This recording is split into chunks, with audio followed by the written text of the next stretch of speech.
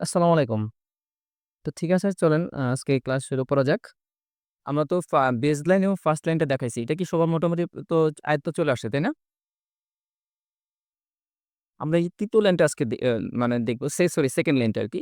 যে 2nd লাইনে হচ্ছে কি ZXCB মানে ঠিক যেভাবে আমরা বেস লাইন থেকে ফার্স্ট লাইনে চলে গেছিলাম, ঠিক সেম ওয়েতে আমরা বেস লাইন থেকে 2nd লাইনে চলে আসবো। অর্থাৎ এই কর্নারে যে আঙ্গুলটা অর্থাৎ এই এটা চলে আসবে আমাদের Z এ এবং S যেটা সেটা চলে আসবে X এ, D যেখানে আঙ্গুলটা সেটা চলে আসবে C তে, আর F এটা চলে আসবে V তে।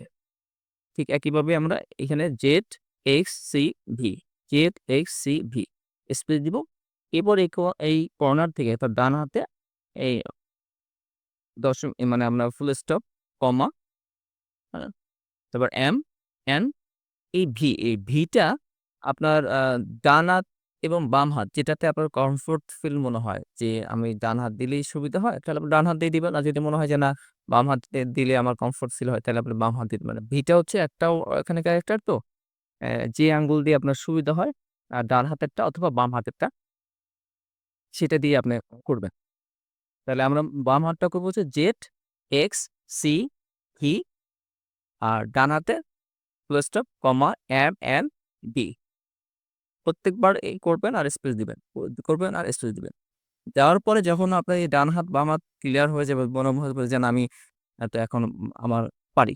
যখন আপনার কাছে নিজের স্যাটিসফ্যাকশন আসবে তখন আপনি আ মানে আগের যে ২ টা লাইন ছিল এটার সাথে এই ৩ মানে 2nd লাইনটা একসাথে প্র্যাকটিস করবেন। ১ম বেস লাইন ASDFG, তারপরে এদিক থেকে সেমিকোলন LKGH, তারপরে QWERT, তারপর POIEOI, এরপর ZXCB এবং সেমিকোলন ফুল স্টপ, কমা, MNB। মানে এইভাবে ৪ দিকে ঘুরবেন আপনি আবার। মানে একবার বেস লাইনে ডান, বাম, তারপর ফার্স্ট লাইনের আ বাম, ডান, তারপরে 2nd লাইনে বাম, ডান। এভাবে আপনি প্র্যাকটিস করে থাকবেন। প্র্যাকটিস এবং ওই যে একটা কথা হচ্ছে যে আপনি কিন্তু মুখে বলবেন। প্র্যাকটিস করবেন কিভাবে? যে মুখে বলবেন এবং হাতে লিখতে হবে। ১ম আপনার মুখে আস্তে, আস্তে উচ্চারণ করবেন। মানে উচ্চারণ করবেন অতটুকু যতটুকু আপনার হাতটা যায়। আস্তে, আস্তে আপনার মুখে বলার স্পিডটাও বাড়াবেন, আপনার হাতের স্পিডটাও বাড়বে। মুখের স্পিড বাড়াবেন, যত আপনার মুখের স্পিড বাড়তে থাকবে, আপনার হাতের স্পিডও বাড়তে থাকবে। এটা আপনার আস্তে, আস্তে আপনার সাথে অ্যাডজাস্ট করবেন।